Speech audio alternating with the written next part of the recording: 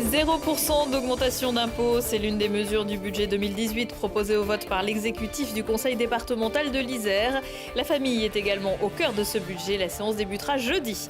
Pour vos cadeaux, faites feu de tout bois. C'est le matériau de prédilection de l'Arche aux Jouets, un atelier et chantier d'insertion qui propose aussi ses productions au marché de Noël. Le Dauphiné comme vous ne l'avez jamais vu. La nouvelle exposition du musée de l'ancien évêché à Grenoble présente les cartes réalisées par Jean de Bains à la demande d'Henri IV, un travail de fourmi. Bonsoir à tous, ravi de vous retrouver dans ce JT du mercredi 13 décembre 2017, toutes les heures à partir de 18h, c'est 10 minutes pour faire le tour de l'actu du Grand Grenoble. C'est l'heure de faire les comptes. Le conseil départemental de l'Isère se réunira à partir de jeudi à l'hôtel du département pour discuter et voter le budget de la collectivité pour 2018. Il se monte à 1,5 milliard d'euros, dont 338 millions d'euros d'investissement et pas d'augmentation d'impôts.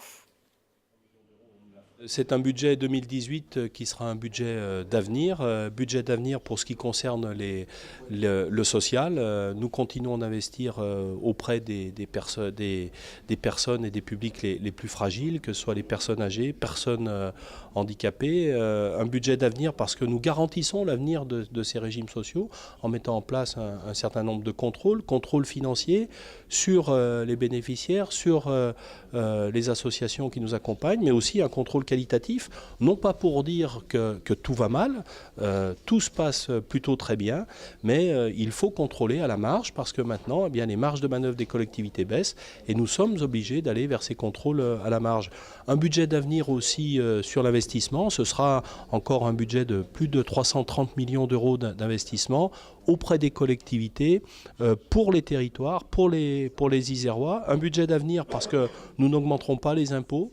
Nous laissons du pouvoir d'achat aux familles. C'est essentiel dans ces périodes qui restent difficiles pour la plupart d'entre elles. Bref, le département est résolument tourné vers l'avenir. Le département mise aussi sur le développement du très haut débit et va investir 33,5 millions d'euros pour 2018. Les ouvriers travaillant sur des chantiers commandés par le Conseil régional Auvergne-Rhône-Alpes ne seront pas obligés de parler français.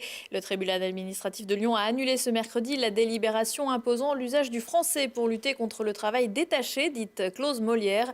Le tribunal a estimé que, contrairement à ce que le président de la région, Laurent Wauquiez, affirmait, cette délibération n'avait pas été adoptée pour assurer la protection de la santé et la sécurité des salariés et qu'elle méconnaissait les principes de l'égalité d'accès à la commande publique et d'égalité de traitement des candidats.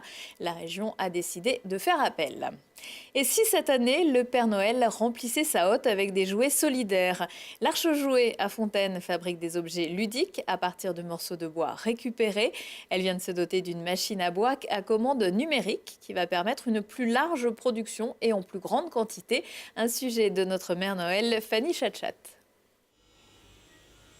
Il y en a de toutes sortes et de toutes les couleurs, créations originales ou jeux d'antan. À l'Arche aux Jouets, on découpe, on taille, on ponce et peint de vieux morceaux de bois pour en faire des jouets flambant neufs. L'Arche aux Jouets, c'est donc un chantier d'insertion et on fabrique des jouets en bois à partir de bois de récupération. On peut trouver vraiment tout type de jeux et jouets. Alors on a des petits jouets, ça peut être des puzzles, des jouets à tirer qui sont en 10, 15, 20 euros. Et après on va avoir des jeux d'adresse, des jeux de plateau, avec plutôt des jeux anciens, du backgammon, du réversi, pour tous les âges et pour toute la famille. Des jouets plus durables mais aussi solidaires, la MAFI, association porteuse de chantiers d'insertion, héberge cet atelier ouvert aux personnes peu qualifiées ou sans emploi depuis plus d'1 an. Ils y travaillent aux côtés des salariés d'Actibois, plus expérimentés, qui créent du mobilier sur mesure. Les gens qui débutent à l'Arche aux Jouets ne sont pas des gens qui ont des compétences dans le bois. 99% des cas, ils n'ont jamais touché le bois. Donc on leur explique le fonctionnement des machines, on leur apprend à fabriquer des jouets.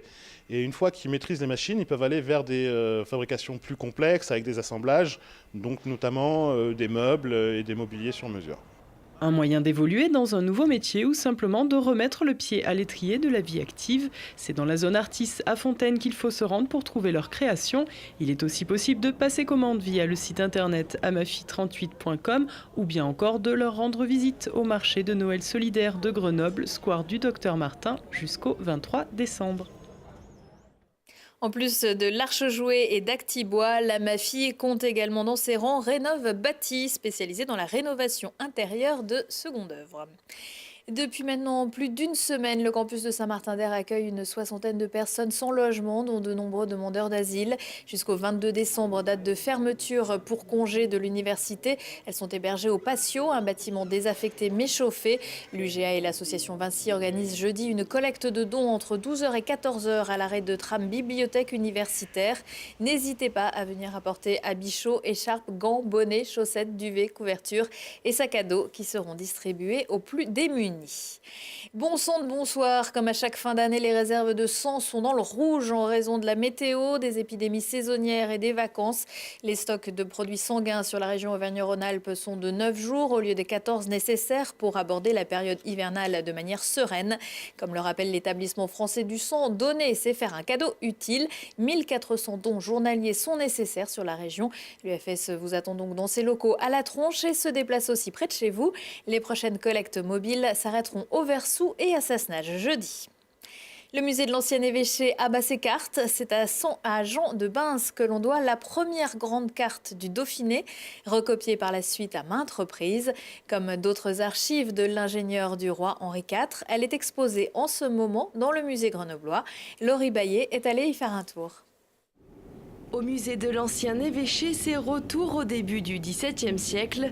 La France est en paix, le roi Henri IV veut développer son territoire et il fait établir une cartographie détaillée de ses provinces du Dauphiné par Jean de Bins, alors ingénieur géographe auprès du duc de Lesdiguières.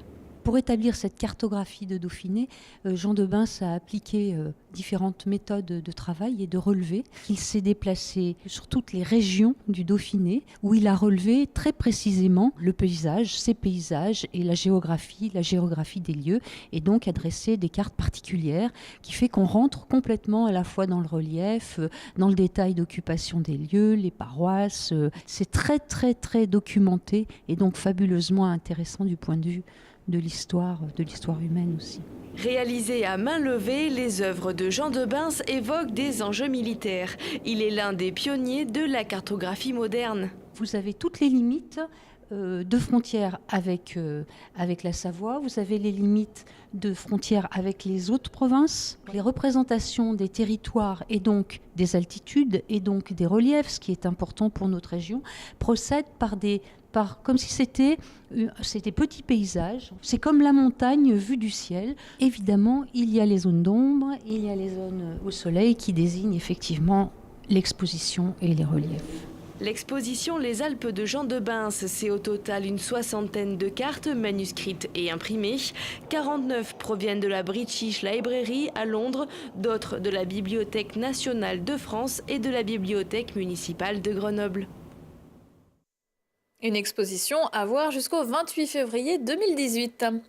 Ryan Elal commence bien sa saison chez les adultes. Le jeune cycliste formé au club de Cessin-Cessiné-Parisé vient avec ses coéquipiers français de monter sur la deuxième marche du podium de Coupe du Monde de vitesse. C'était le week-end dernier à Santiago, au Chili. Auréolé de son titre de champion du monde junior acquis en août, Ryan était passé par la Bastille à Grenoble il y a quelques semaines en compagnie d'une autre promesse du cyclisme français, Mélanie Chapaz, licenciée à Ozon-Noison, championne du monde junior, mais en VTT descente. Moi, j'allais là-bas vraiment pour me faire plaisir et découvrir vraiment ce que c'était que de vivre un championnat du monde en Australie, parce que j'allais pas avoir l'occasion d'y retourner.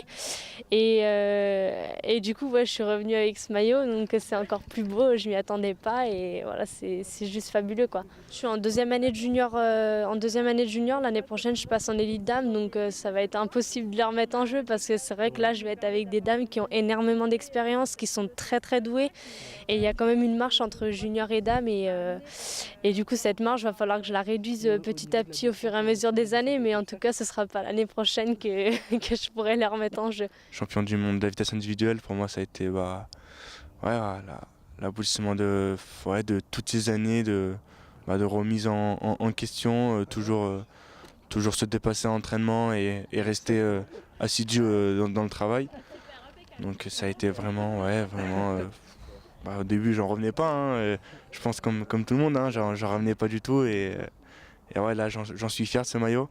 j'espère que c'est le début d'une carrière. Maintenant, je vais intégrer les rangs élite. C'est pas la même chose, mais je travaille pour.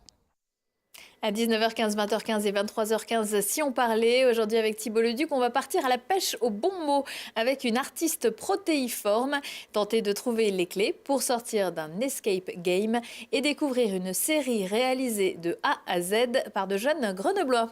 Prochain rendez-vous avec l'actu dans 1 heure et en replay sur télégrenoble.net. Excellente soirée à tous.